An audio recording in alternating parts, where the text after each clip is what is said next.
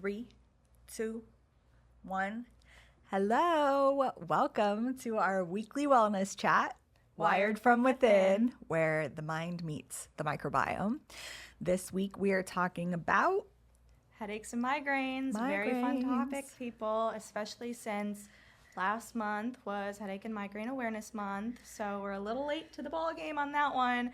But we thought now would be a really fitting time to talk about it, since it's kind of maybe more on people's minds and certainly always on ours here in the clinic. Yes, definitely. So. Thank you for your patience. We had a crazy last week, and so we just had to get our bearings. Yeah. But we are back and ready to talk about migraines. On last Saturday, I celebrated 10 years of remission. Woo! From multiple sclerosis. So, just lots of things going on, but happy to be back and ready to talk about migraines. Ready to learn from Dr. Cristina today. Yeah, and I am officially no longer pursuing my diplomate in functional neurology. I got it, guys. And the crowd goes crazy. So proud of you. Yes, so we are like perfect people to be talking about this right now. Yes, celebrating all the things today with you. Yes. So first, we figured let's define migraines. I know that can be a little confusing for some people, even myself as a migraine sufferer. I know that it's not always super clear to me what a migraine is and isn't, so let's just define that. A migraine is more than just headaches or pain, more than just nausea or light sensitivity. It's a misfiring and miswiring of our brain that can result in all those symptoms, even things like issues with speech, light, sound, smell sensitivity, confusion, nausea, sense of deja vu. And so it's many different symptoms resulting from this abnormal neuronal firing. And so we just wanted to talk a little bit about why this happens, how it presents, and what we can do about it here. So important. So to begin, during a migraine attack, we have the release of some inflammatory mediators, which for us here is always a buzzword, inflammatory mediators. Yeah. Basically, during a migraine, you are releasing things like substance P, CGRP, which is calcitonin gene-regulated peptide. Oh! Big word. And glutamate. And having the release of these substances through something called our trigeminal complex, which is the trigeminal nerve and related structures, we end up getting an increase in inflammation and dilation of some vessels in our head and meningeal vessels, and then that can end up sensitizing our central nervous system, causing pain and all sorts of other issues. Wow, that's incredible. I don't think I've ever heard of broken down like that. Yeah, there's a lot of things happening during a migraine attack, but why they're occurring is really what we want to track down and nail down, because for treatment purposes, that's where we're going to start to see the most benefit. Right. So what I mentioned before was this trigeminal nerve. We have the trigeminal nerve becomes a spinal trigeminal complex in our brainstem, and through this complex, we send signals to the brain about our head and neck, sensory signals, pain signals, that kind of thing. Mm-hmm. And so it's a really important complex to communicate with our brain about what is happening with our face, with our head, with our neck, what pain is occurring. It's this spinal trigeminal nucleus is one of the reasons why we can actually get relief from migraines from an adjustment. Oh, wow. But it's also one of the reasons why we get them to begin with. Oh, okay. So we can get a sensitization of this complex, And when I talk about migraines, I really want to talk about central sensitization. So important. Central sensitization is basically just an increase in responsiveness of our central nervous system neurons, a hypersensitivity of these neurons. And it can be caused by a lot of things, but it can result in increased pain sensitivity, certain things causing pain that shouldn't, like the wind blowing on your skin, pain lasting when it shouldn't, pain lasting when maybe the injury has resolved. And so through this central sensitization, we have a hyperexcitability of our central nervous system structures. Again, an important one in migraines being that spinal trigeminal nucleus. So for us in the clinic, the trigeminal nerve can be a major player to rehab. Gotcha. And a major player to the dysfunction. And so our spinal trigeminal nucleus and complex, it innervates the blood vessels kind of around your head. It innervates is like travels through. Yeah, it's like the boss of. Yeah. And so with these migraines, a lot of people think of that pounding headache. That's because we end up getting through this inflammation, a dilation of our vessels. Gotcha. And that isn't just happening in our head. Yeah. That's also happening in the gut. In the gut. Yeah.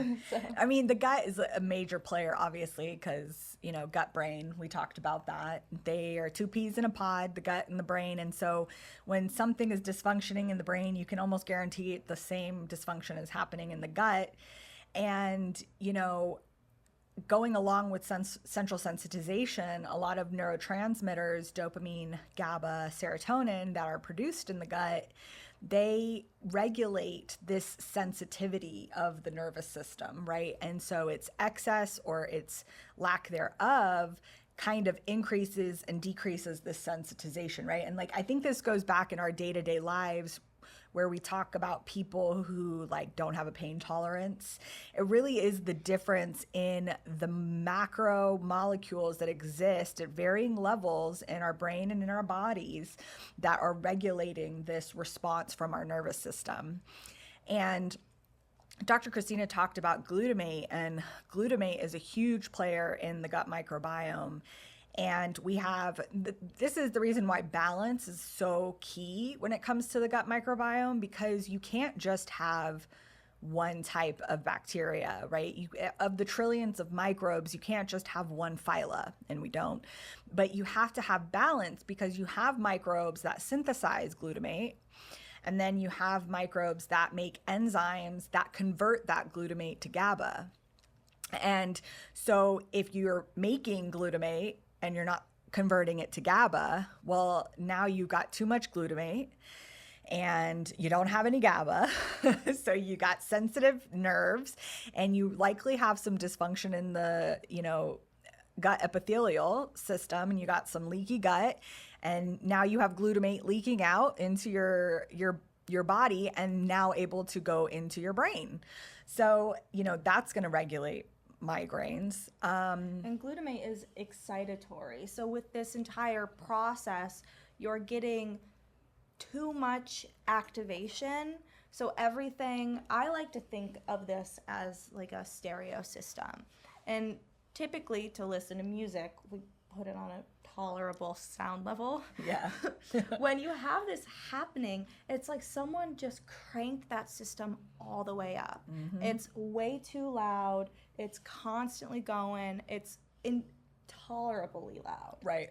And with glutamate being that excitatory neurotransmitter, that's 100% a major component to this hyperexcitability. So from your understanding, can you educate us on how GABA would then participate in that dynamic? Yeah, so they're typically like a reciprocal, like you increase glutamate and you decrease GABA. GABA is like inhibitory. Yeah. So when you have more of one, you have less of the other. So from a migraine perspective, when you're having too much glutamate, you're going to want that GABA to help kind of dampen things down. GABA is going to come in and be like, this music is too loud. Let's turn that down. Right. And so if you're producing all of this glutamate, but you're not converting that glutamate over to GABA, now you've just set yourself up for a loud stereo system. Yes. And you have that leaky gut, you have that leaky brain, and all of that is happening. We've talked about inflammation as a part of this, right? What that's doing to the nervous system, the immune system that lies underneath that, right? So now you got inflammation, you have neurotransmitter dysregulation, and you have nerves that are just really being manipulated in a way that your body isn't trying to do. Yeah. And the response of that is a migraine. What's really interesting is like when you're nervous and you get that like butterfly in your stomach, that's a really good indication of the gut-brain axis. When it comes to migraines, I want that relationship to be demonstrated to you via the nausea that you get during migraines and how intrinsic this relationship is to that. The other thing that you talked about was vasodilation. Mm-hmm. And you have nitrate-reducing bacteria that are in our gut microbiome. And we've seen in studies that the amount of nitrate-reducing microbes have been correlated with migraine attacks, the duration specifically. And the reason is because they're reducing that nitrate into nitric oxide, which is vasodilating to the human. And so you have all of these compounds that are being released as a result of dysbiosis, or this imbalance in the gut microbiome, that are contributing to the onset, the duration, and the ability to resolve a migraine. Yeah, absolutely. And with that central sensitization component of a migraine, it's a really good example of another version of something like that is IBS.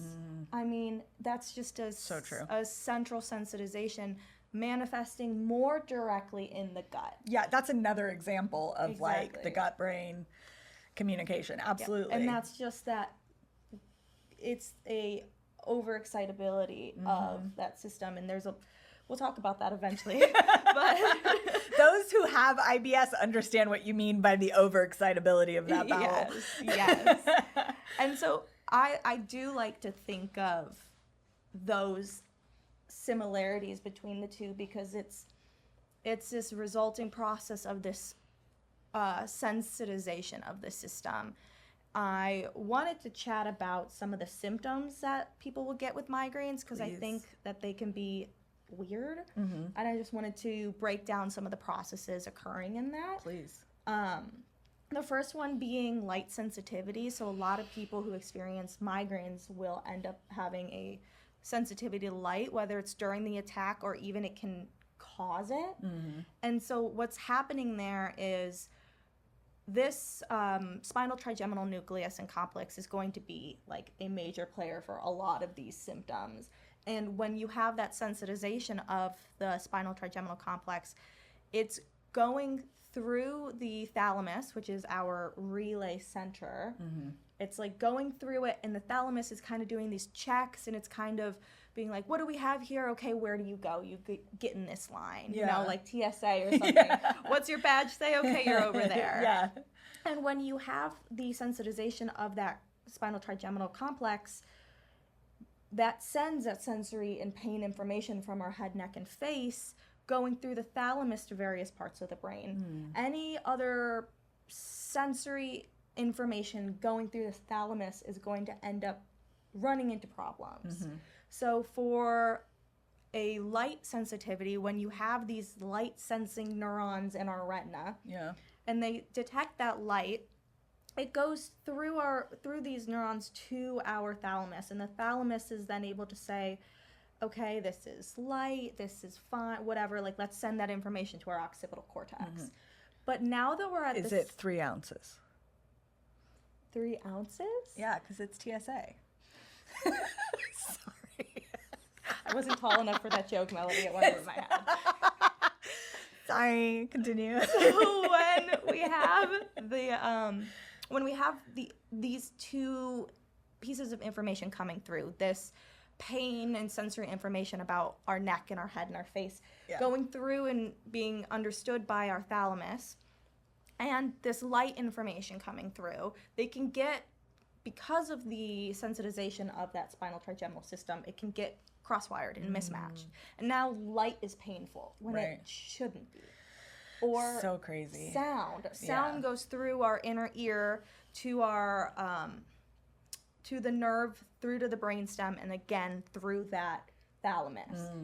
Sound can get mismatched and miswired with that pain information, and now sound is too harsh. That stereo system is turned up, so no matter what music you play through it, it's too loud. That happens to me when people talk over commercials.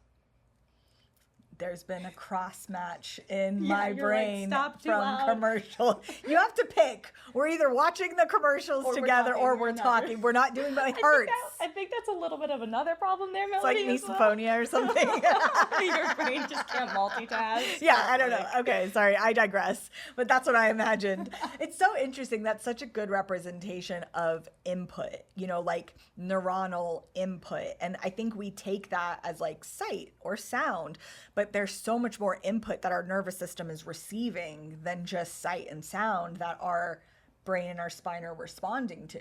And that really is a little bit of the crux of all of this, basically. Yeah. The world is sending so much information to your brain. Your body is processing so much information all the time. So I mean, true. I'm wearing clothes right now, Are and my you? brain is and my brain is deciding not to tell me that 24/7. Wow. But it has to do that, and it might not. And when it isn't able to inhibit and dampen, you start to get all of these resulting issues. You get neck tightness, you get sound sensitivity, light sensitivity, pain.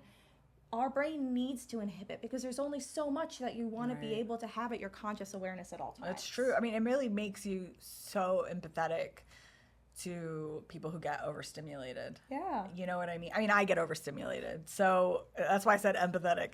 But, that really is how I feel when there's just like too much going on. Yeah, you're like, someone turned down the volume on the feeling with my clothes today. Yeah, exactly. But we don't realize that there are microorganisms that are turning that dial as well, and they're impacting the enteric nervous system, which, remember, is 500 million neuron bodies. It's a lot. It's a second brain in your gut. So, of course, the gut microbiome is going to have an effect on the onset, the duration, and the resolution of migraines. So we have this threshold where up until here, I'm going, it's not going to come to my conscious awareness, or it's not going to cause pain, or it's not going to cause activation, excitation. And when you are always almost there, when your body, your nervous system is always almost at threshold because of all sorts of things, our gut being a major contributor. If your gut is always causing your body to be just a step away from crossing threshold, now everything sets you off. And with migraine sufferers, that is the case. That's how I am. I can't walk through a department store because the smell of food or the sounds or the lights or the people, It's just too much. Yeah, because that threshold is, you're always exciting it. You're always meeting it. Yeah. And so that's something that we do in here is we try to make it so that, one, we're removing some of those things that are keeping you higher, closer to threshold than you should be. Yeah. And then let's see what we can do to increase that level. Get that threshold a little higher. Yeah, you up that threshold and you lower what's exciting it, and like think of what you could achieve in a day. Well, baby steps. You know what I'm saying? Exactly. So that's really the power of what we're talking about here today. It's so amazing, like when you line it up like that. And while you were talking about your threshold, like I know many of us women, men probably don't talk about it, but many of us women have to poop as soon as we walk into a department store. I'm looking at you. Or a grocery store. Or a grocery store. And that's because you are that much more excited away from having to have a bowel movement. Are we excited because we love shopping, or excited because of all the stimulation? Both. Yes. Depending on where you are. Yes. And who you are. But I know someone who shall not be named who goes to Target so that they can poop. Ooh. And it's because they Life know that, yeah. Go to Target if you're having, to poop. are you suffering from constipation? Exactly. So like, it really, like, don't ignore this everyday manifestation of the gut-brain relationship. It's there and it works in both ways. And you have the ability, by balancing your biome, to take hold of this system. Is your microbiome diverse enough? If you don't know the answer to that, please come see me. I would love to do the Biome FX on you. Let's figure out, what is your alpha diversity? What is your beta diversity? What is your pathogen control index? What is your dysbiosis ratios? Like, let's talk about it. Like, if this is something that is plaguing you, we have the data to be able to utilize and manipulate for you to get some eubiosis. Well, not just the gut-brain axis, but you also do vaginal testing. And that, your ability to even take a look into what someone's hormones are doing based off of some of the things you're seeing, saying you have too much of this or not enough of this, or you should only have this, I can infer that you're estrogen dominant, or, you know, you're not making enough GABA.